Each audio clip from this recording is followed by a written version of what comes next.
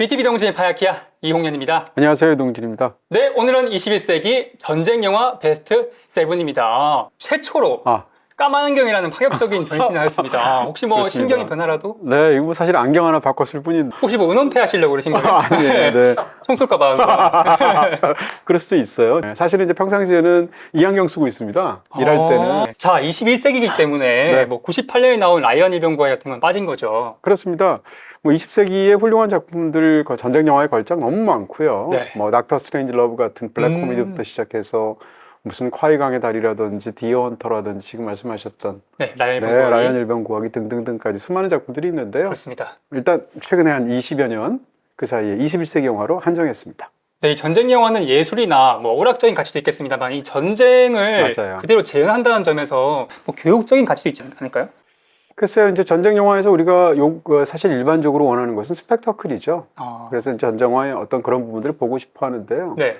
어떻게 생각하면 어떤 전쟁 영화는 전쟁의 참상을 극사실적으로 묘사를 해서 결과적으로 반전 영화로 기능하기도 해요. 네. 그런 장면에서 놀라운 부분들이 있는데 어쨌건 오늘 고른 그 7편의 영화는 전쟁 영화를 크게 잡으면 예를 들면 브레이브하트 같은 것도 그 전쟁 영화잖아요. 그렇게 볼 수 있죠. 황산벌 같은 영화도 전쟁 영화고 네. 그런 영화 다 빼고 또 사울의 아들 같은 어떤 면에서 보면 또 다른 측면에서 굉장히 깊게 탐구한 영화도 어떻게 보면 전쟁 영화로 볼 수도 있거든요. 네. 근데 이런 영화는 다 빼고요. 우리가 전쟁 영화 하면 떠오르는 그런 어떤 전형적인 장르적인 이미지를 갖고 있는 작품 중에서 7편을 여러분께 오늘 가장 뛰어난 작품들로 소개해드리겠습니다. 네, 현대전이 많기도 하고요. 그렇습니다. 아무래도 전쟁 영화 중에서 가장 많이 영화화된 것은 뭐 1, 2차 세계대전인 것 같고요. 네. 오늘 아무래도 영화들도 그렇더라고요.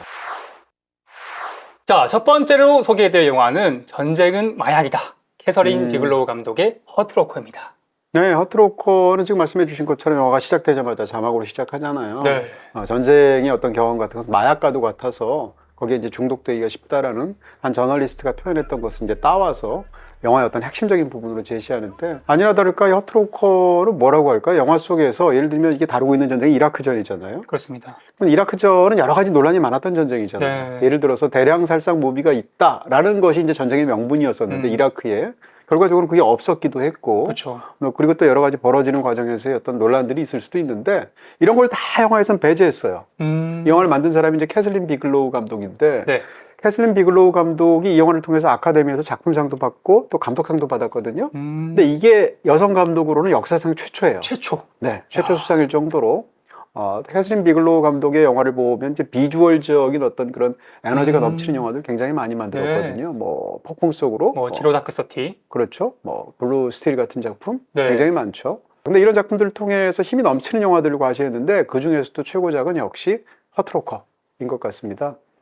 허트로커라는 말 자체가 이게 꽉 낀 것처럼 이렇게 어떤 상황에서 벗어날 수 없이 엄죽달싹할 수 없기 때문에 느껴지는 뭐 정신적인, 물리적인 고통 이런 뜻이에요. 그것 자체가 이제 영화에서 어떤 여러 가지 상황들을 중의적으로 표현하고 네, 있는데요. 잘 어울리네요. 이 영화가 참 놀랍다라고 생각하는 것은 진짜 단순한 영화죠. 네. 3인 1조로 이라크전에 들어가서 특정 상황에서 뭐 지뢰가 있다든지 아니면 폭탄을 매설했다든지 뭐 이런 상황이 되었을 때 그것을 해체하는 폭탄 해체 반역인데 그렇죠. 그 3인 1조가 네. 호카이랑 팔콘이죠. 그렇게 생각하면 굉장히 쉬울 것 같은데 이때는 이제 그때보다 전이었기 때문에 네, 지금 말씀하신 것처럼 이제 배우들의 맥락에서 볼 수도 있을 텐데 그럼 상황은 굉장히 단순해서 그 폭탄을 해체하는 데 성공하느냐 그 폭탄을 해체하는 데 실패해서 참극이 벌어지느냐 이 두 가지밖에 없단 말이에요. 그렇죠. 근데 그런 단순한 상황 속에서 이 방호복을 입고 25m 안에 킬존으로 걸어 들어가서 해체한다. 주변에서는 숨을 죽이면서 지켜보고 있다. 이게 사실은 반복적인 상황이거든요. 근데 이런 반복적인 상황이 영화에서 시종일관 나오는데도 불구하고 처음부터 끝까지 너무너무 긴장감을 제대로 유지한다. 눈을 언제 깜빡거려 될지. 그렇죠. 영화를 보고 나니까 몸이 아프더라고요. 내가 너무 너무 막 긴장해서 있어가지고. 봐서 그런 느낌이 들 정도였었고요. 그 당시에도 이제 그런 리뷰에서 표현을 썼습니다만 이것은 전쟁 영화가 아니고 전장 영화다. 전장. 네, 그러니까 전쟁이 펼쳐지는 그 장을 얘기한다는 것이죠. 그래서 네. 어떻게 생각하면 전쟁이 벌어지는 전장에 내가 직접 들어가 있는 혹은 거기서 입회한 듯한 느낌? 그런 느낌을 주는 사실감이 정말 탁월한 작품이다. 이렇게 얘기할 수 있겠습니다. 후반부의 주인공이 갓난 아들한테 이렇게 얘기하잖아요. 나이를 들면 들수록 좋아하는 것이 적어지고 내 경우에 하나란다 그게. 네. 근데 약간 그게 요즘 제 모습 같은 거예요. 왜요? 저도 약간 나이 들면서 일상의 행복을 잘 느끼지 못하고 네. 뭔가 살아있음을 느끼기 위해서 막 새로운 걸 찾고 네. 전쟁까지는 아니지만 예, 어떻게 생각하면 이 영화에서 전쟁에서 그렇게 생과사를 넘나들면서 이 폭탄을 제거하는 일을 했던 제러미 레너라는 사람이 네. 후반부에 다시 이제 미국으로 돌아가서 겪는 일들을 보면 거기서 오히려 생활에서 부적응을 겪잖아요. 네. 슈퍼마켓에서 통조림 사는데 굉장히 부적응을 겪고 그 일이 더 어려운 거예요, 이 사람은. 폭탄을, 통조림 다루는 게 폭탄 다루는 것보다 뭐라 그럴까, 아드레날린 중독이라고 그럴까요? 더군다나 전쟁이 주는. 그게 너무 공포로 무섭지만 다른 한편으로는 마약처럼 거기 깊숙이 침연되어 있는 한 남자의 어떻게 보면 비극을 다룬 이야기, 이렇게 볼 수도 있을 것 같습니다. 자, 두 번째 영화입니다. 네. 시가전이 정말 잘 묘사되어 있죠. 리들리 스콧 감독의 블랙 호크 다운. 네, 블랙 호크 다운, 뭐 리들리 스콧 감독 자체가 워낙 이제 시각적으로 어떤 굉장히 화려하고도 박진감 넘치게 묘사하는데 정말 달인이죠. 수십 년간 다양한 장르를 넘나들면서 그런 쪽으로 탁월한 능력을 보여온 그런 명장이고요. 네.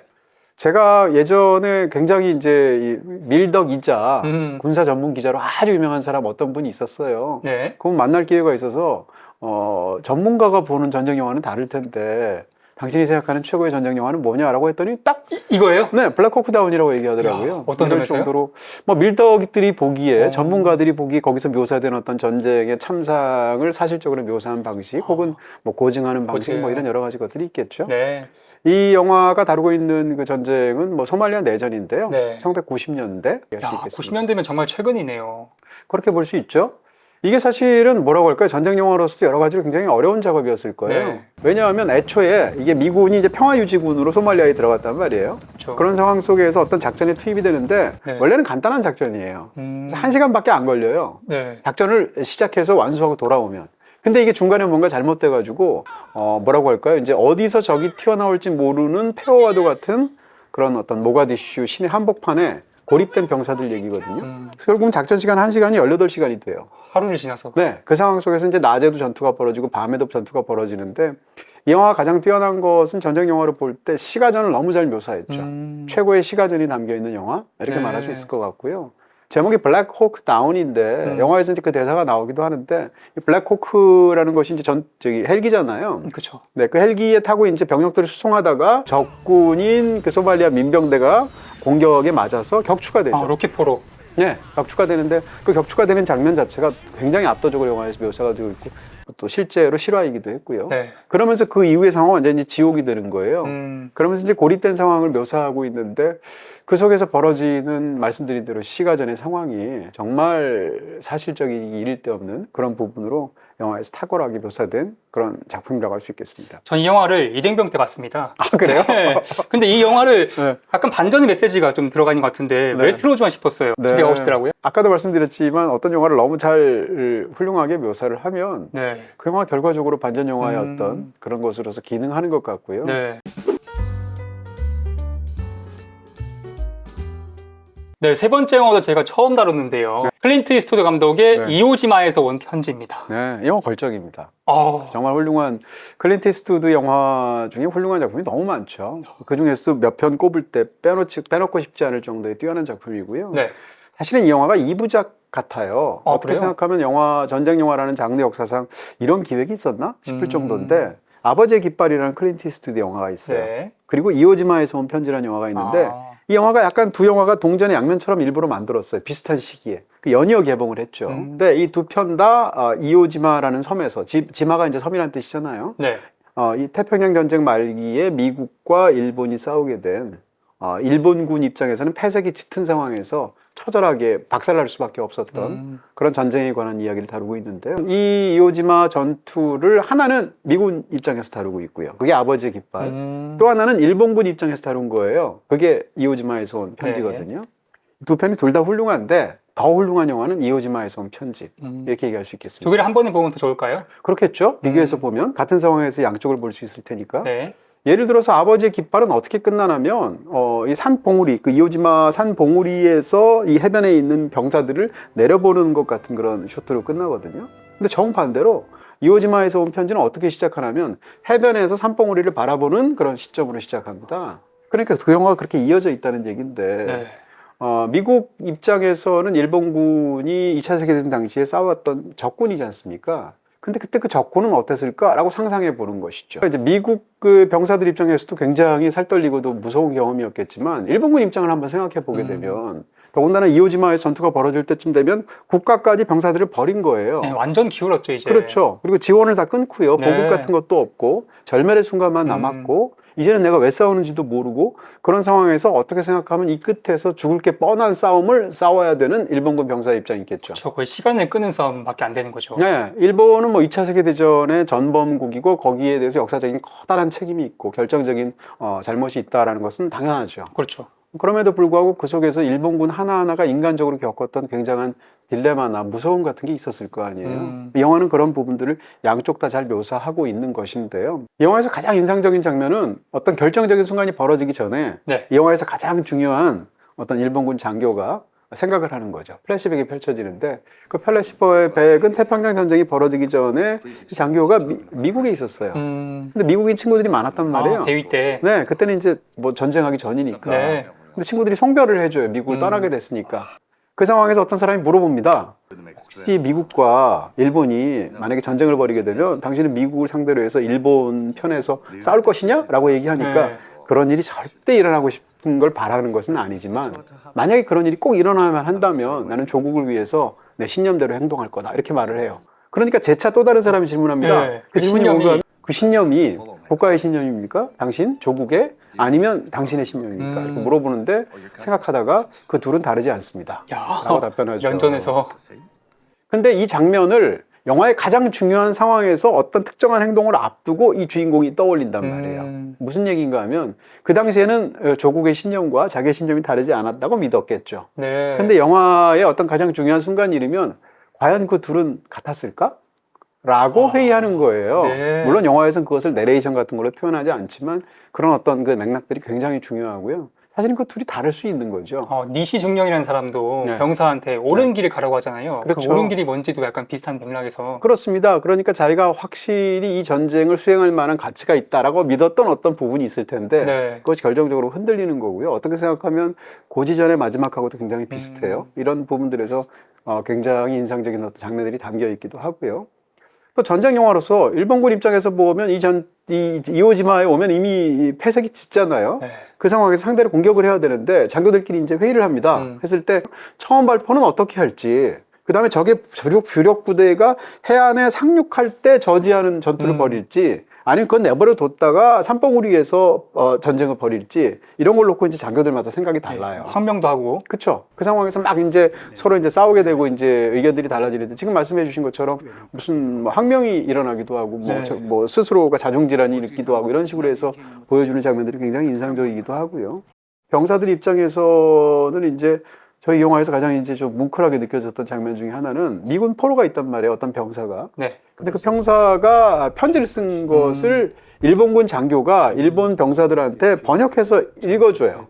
읽어주는데 그걸 들으면서 미군 병사의 편지인데도 불구하고 다 제각각 듣고 있는 일본 병사들은 고국에 떠나온 가족들, 어머니를 생각하면서 눈물 짓는단 말이에요. 이런 장면들 같은 게 영화에서 굉장히 뭉클하게 묘사가 돼서 굉장히 깊숙하게 어떤 감정적인 그런 여운을 남기는 장면이 되었습니다. 자, 다음 영화는 샘 맨데스 감독의 1917입니다. 네. 저희가 원쇼트 특집을 할 때 기술적인 얘기를 많이 해서 맞아요. 좀 이외의 측면을 말씀 주신다면요. 네.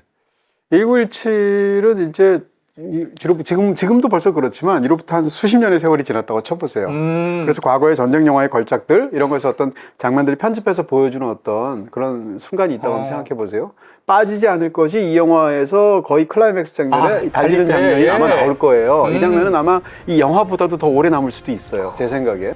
근데 그 장면은 사실은 보면 이 1차 세계대전이 참호전이었잖아요. 그렇죠. 양쪽에 서로 참호를 팠단 말이에요. 길게. 두 라인의 선이 대치하고 있는 상황인데 네. 참호를 왜 팠겠어요? 물론 싸우기 위해서 팔았지만 상대의 공격으로부터 살아남기 위해서 참호를 길게 선으로 판 거 아니에요. 효율적으로. 그렇죠. 결국 어떻게 보면 이제 살아남기 위한 선인데 네. 이 두 개의 선이 이렇게 직각으로 연결이 되면 전쟁이 되죠. 전투가 되죠. 그러면서 결국 이제 죽음의 선이 되는 거잖아요. 네.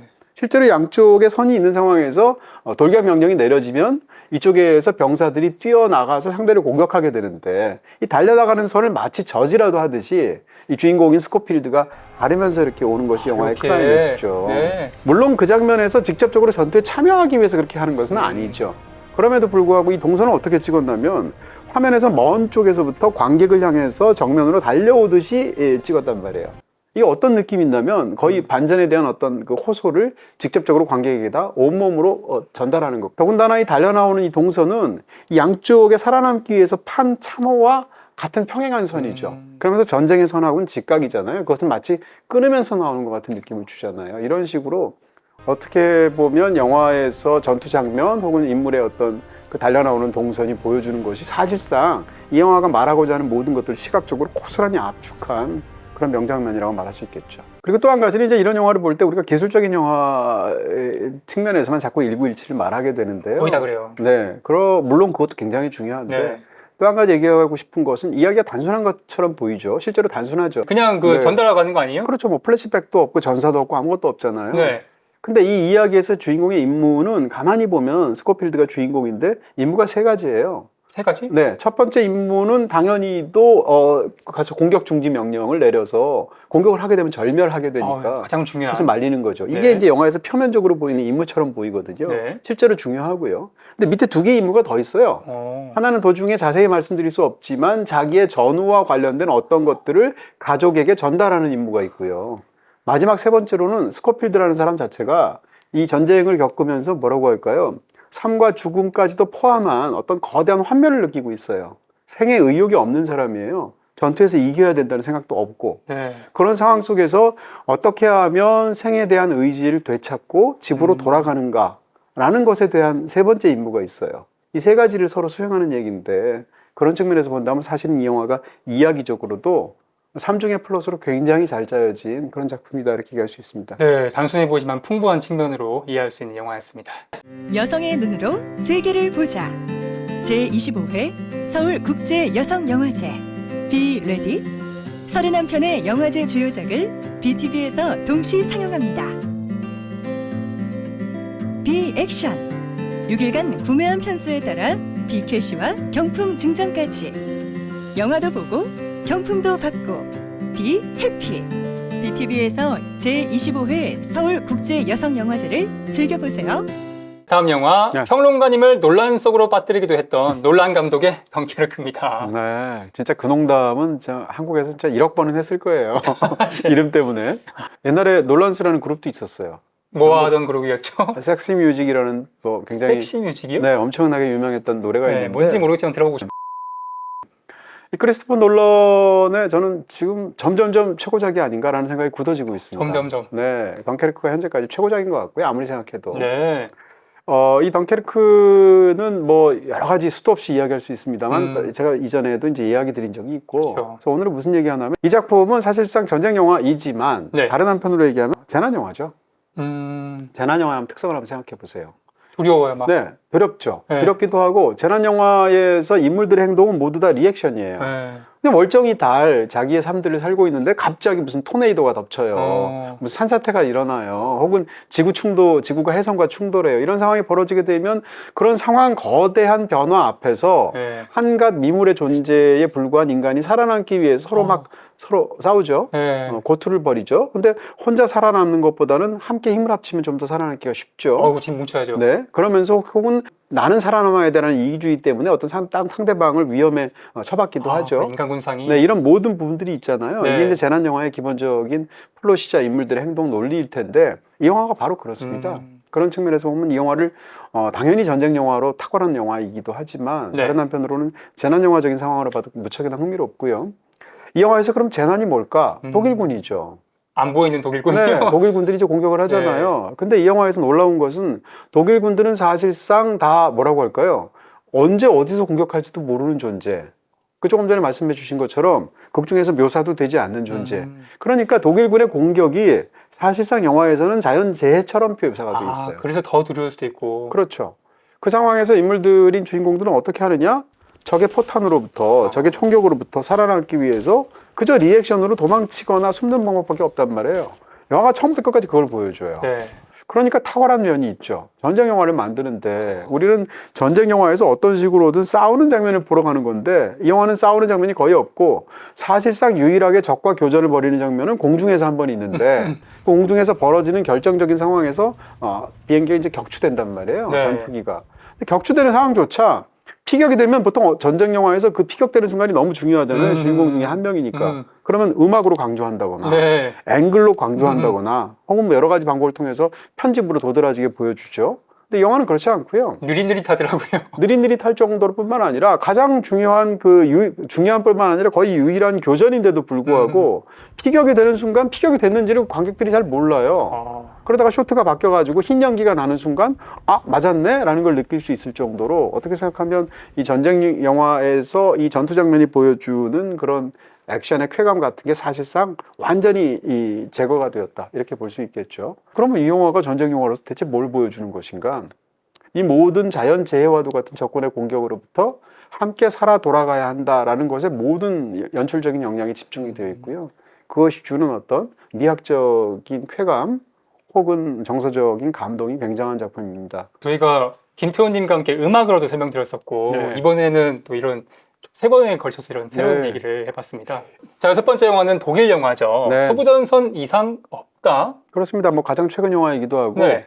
1차 세계대전을 묘사한 영화로 1917이 워낙 거대한 성공을 네. 거뒀죠. 근데 이제 또 몇 년 네. 뒤에 서부전선 이상 없다가 나와서 비견될 만한. 네, 지금 영화 관객들은 아마도 1차 세계대전 하면 이 두 영화를 함께 떠올리지 않을까 네. 싶습니다. 이 서부전선 이상 없다는 사실은 영화 사상 여러 번 영화가 됐고요. 원작 소설이 워낙 유명한 반전 영화죠. 그렇죠. 레마르크의 소설인데 이미 한 100여 년 전 지금으로부터 1930년이니까 100여 년 전에 루이스 마일스톤이라는 감독이 네. 이미 이 영화를 통해서 아카데미 작품상 감독상을 받았어요.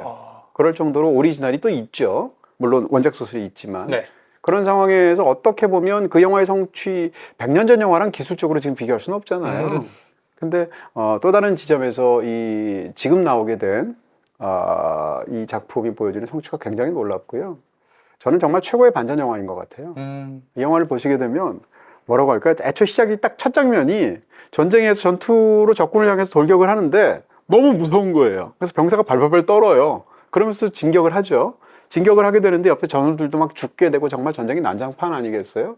참극이 벌어지게 되는데 바로 거기서 다음 장면으로 첫 장면이 이어지게 되는데 그 다음 장면이 뭔가 하면 그렇게 죽어나간 병사들이 옷이 있을 거 아니에요. 벗겨가지고 그렇죠. 예, 재활용을 벗겨가지고 뭐 총구멍이 나 있으면 수선하고 그래서 새로 신병한테 입히는 게 그 다음 장면에 나와요. 그렇게 해가지고 네, 그러니까 한 명 한 명에게는 생과사가 갈라놓게 되는 정말 살떨리는 너무너무 무서운 현장인데 거대한 시선으로 보면 그냥 부품인 거예요, 병사 하나. 뭐 군수물자죠. 그렇죠. 그래서 이제 망실이 되면 다른 사람으로 갈아 끼는 거죠. 그때부터 소름이었어요. 네, 이 첫 장면부터 이제 영화가 무엇을 말하는지를 제대로 보여주고 있고요. 시작은 정말 어떤 면에서는 혈기왕성한 4명의 청년이 정말 조국을 위해서 네. 우리가 제대로 뭔가를 하고 싶어서 입대를 하죠. 근데 거기서 실제로 마주하게 되는 것은 완전히 다른 참상이었던 거예요.